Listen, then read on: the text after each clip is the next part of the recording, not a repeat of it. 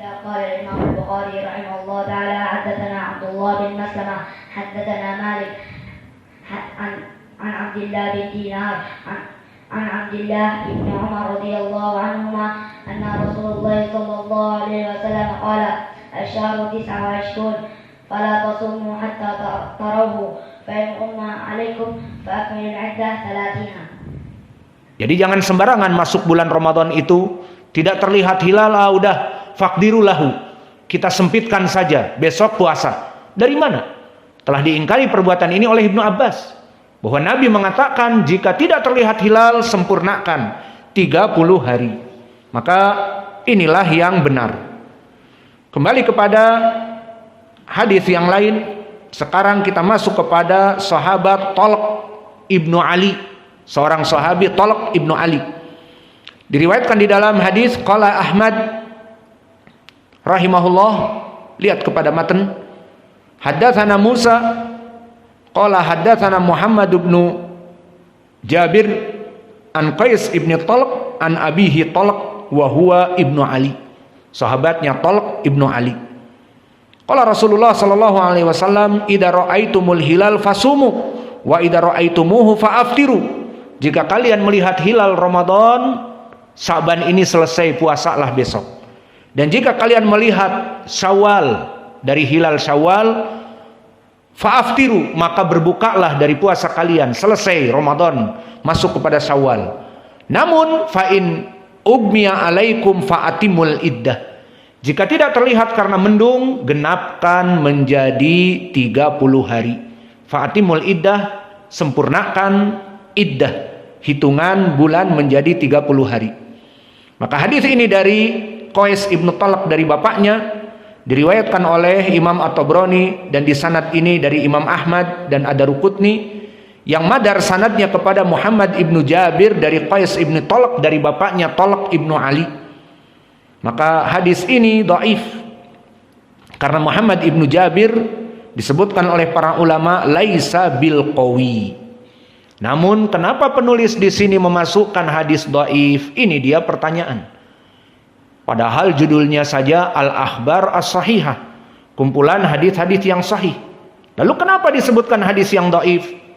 Maka jawabnya, hadis ini sanadnya dhaif karena diriwayatkan oleh Imam Ahmad dari Muhammad ibnu Jabir.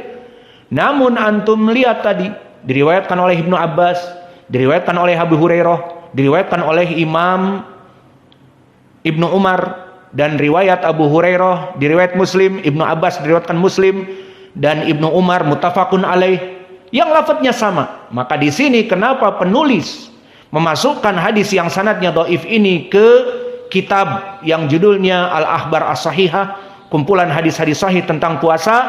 Apa jawabnya? Silahkan dijawab. Hadis ini dhaif dengan sanad ini, namun telah terangkat dengan hadis-hadis yang lain dari sahabat yang lain.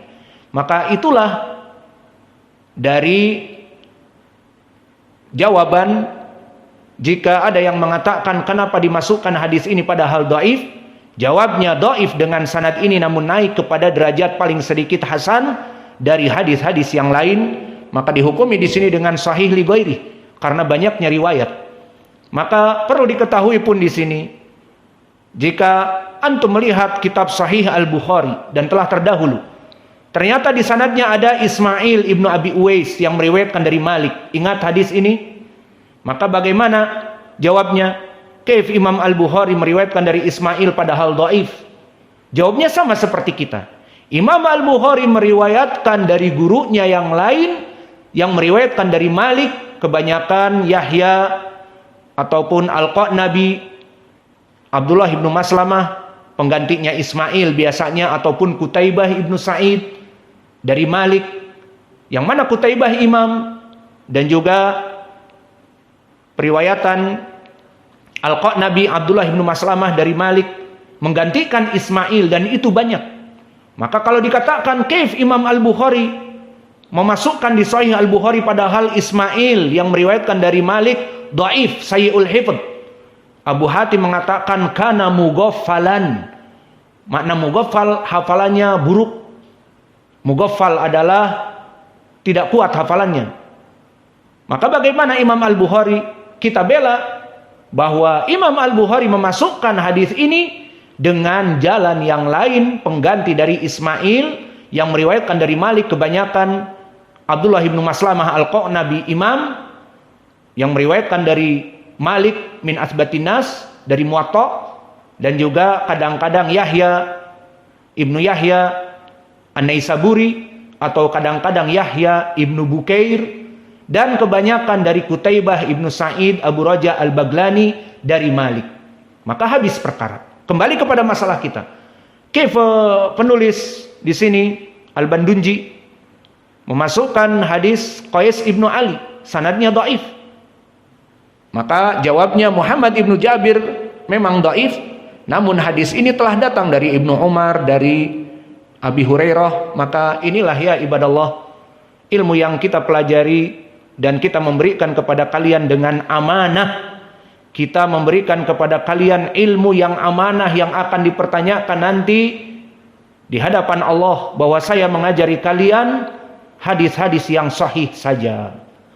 Maka berapa dari pengajar, terutama kelompok ahlul bid'ah, memberikan amalan-amalan yang tidak ada dalil, dan bid'ah diamalkan, diperintahkan kepada santrinya, sehingga santri mengamalkan amalan-amalan yang bid'ah.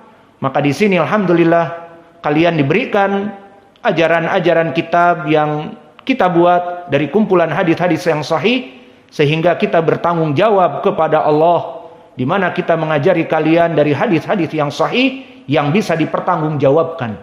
Maka tergambar bagaimana kalian belajar dengan sufiyah, dengan orang-orang Syiah, ataupun hatibul lail yang tidak mengetahui hadis. Hadis maudhu dijadikan pendalilan, hadis palsu dijadikan pendalilan. Maka bersyukurlah kepada Allah. Ayo bersyukur bahwa kalian di sini belajar, diberikan hadis-hadis yang sahih, dan diberikan kitab seperti sekarang dicetak, dihafal dari hadis-hadis yang sahih yang kita bertanggung jawab di atas persaksian Allah Jalla wa'ala.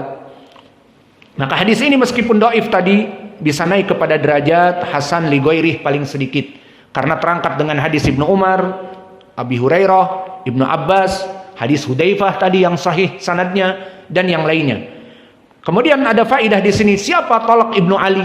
Ini baru nih, belum pernah kita bahas tentang keadaan sahabi ini. Begitupun di sini kita mengajari kalian mencintai para sahabat. Maka agar kalian tidak mengidolakan CR7, Messi, dan yang lainnya. Idolakan Tolak Ibnu Ali, idolakan Ali Ibnu Abi Thalib, idolakan Abdullah Ibnu Umar. Maka kenapa kita di sini memberikan biodata biografi para sahabat? Pertama, agar kita cinta kepada mereka. Karena kecintaan kepada mereka manhaj kita ahli sunnah. Kita tak kenal dengan mereka, namun dengan memberikan biodata dan biografi dari hadis yang kalian hafal, nanti kalian akan menyetor. Hadatsana Tolak Ibnu Ali. Siapa ya Tolak Ibnu Ali? Nah, tahu sekarang. Maka di sini tak kenal maka tak sayang. Pepatah Indonesia mengatakan, maka mafhum al-mukhalafah, jika kalian kenal kalian akan sayang. Dan cara kita mencintai para sahabat dengan membaca biodata biografinya dan mempelajari keutamaannya.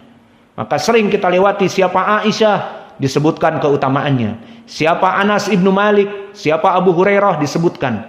Agar kita mencintai mereka, dan kecintaan kita kepada mereka manhaj ahlu sunnah. Awas, jangan ada ahlu sunnah ngaku mengada-ada dia benci kepada sahabat, kita katakan itu orang-orang Syiah atau orang-orang Khawarij. Orang-orang Khawarij termasuk pembenci sahabat, bahkan tidak tanggung-tanggung membunuh Utsman, tidak tanggung-tanggung memerangi Ali, meskipun tidak sempat membunuh Ali di perang yang pertama, dihancurkan oleh Ali.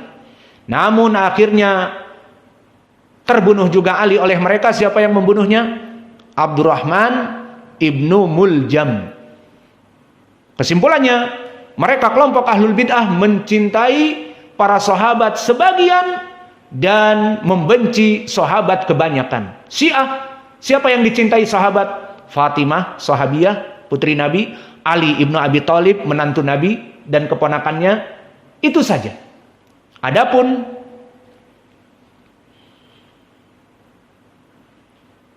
permasalahan sahabat yang lain, maka mereka cela, mereka hina, dan mereka laknat. Abu Bakar, Umar dilaknat. Abu Hurairah dibenci karena paling banyak meriwayatkan hadis.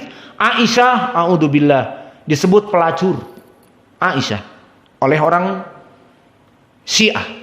Maka di sini dalil bahwa mereka mencela sahabat, benci kepada sahabat. Cinta sebagian, Husain, Hasan, anak Ali dipuji, Ali dipuji, Aisyah dipuji, dan begitu pun Khawarij. Yang mereka puji Abu Dar Al-Ghifari, orang yang zahid, dan dipuji juga yang lainnya. Adapun yang dibenci, Utsman dikafirkan dan dibunuh, membunuh Utsman. Dan begitu pun Ali akhirnya dibunuh, ditikam oleh Abdurrahman ibnu Muljam, Khawarij. Maka kita ahlu sunnah mencintai seluruh, tidak dikecualikan. Maka oleh sebab itu kenapa kita menjelaskan di sanad-sanad ada sahabi biodata biografinya, agar kita cinta kepada mereka. Dan kalau kita cinta kepada mereka, kita mengharap Allah mengumpulkan kita kepada mereka yang kita cintai. Iya apa tidak? Karena di dalam hadis banyak disebutkan almar'u ma'aman ahab, bahwa seseorang itu akan dikumpulkan dengan orang yang dicintainya. Jika dia mencintai Rasulullah, dia akan dikumpulkan dengan Nabi. Dan jika dia mencintai para sahabat, dia akan dikumpulkan dengan para sahabat. Dan para sahabat di surga telah dijanjikan oleh Allah. Mana dalilnya? Wasabiqunal awwalun minal muhajirin wal ansar waladina taba'ahum bi ihsanin radhiyallahu anhum wa radu'an.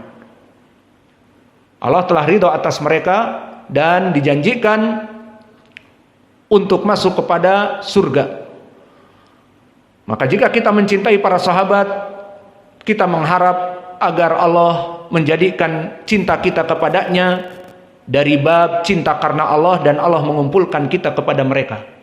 Maka cintailah para sahabat. Baca biodata, bukan biodata Messi. Lahir di Argentina, bla bla bla tahun sekian, dan dia termasuk dari orang yang Mongoli. Tahu Mongoli? Mongoli. Orang yang tahu Mongoli apa Mongoli? Al-Muhim seperti itu. Dan Cristiano Ronaldo lahir di Portugal tahun sekian-sekian dari anak yang miskin. Maka dari situlah dia memotivasi diri untuk menjadi the good player dan mendapatkan Ballon d'Or berapa kali dan mendapatkan sepatu emas berapa kali, namun gagal membawa timnya mendapatkan the World Cup. Apa faedahnya antum mengetahui yang seperti ini? Namun di saat kita mencintai para sahabat, membaca biodata sahabat bagaimana dulu membela dakwah ini dan sampai kepada kita Islam ini, maka kita mendapatkan pahala almar'u ma'aman ahab. Manusia itu akan dikumpulkan dengan orang-orang yang dicintainya.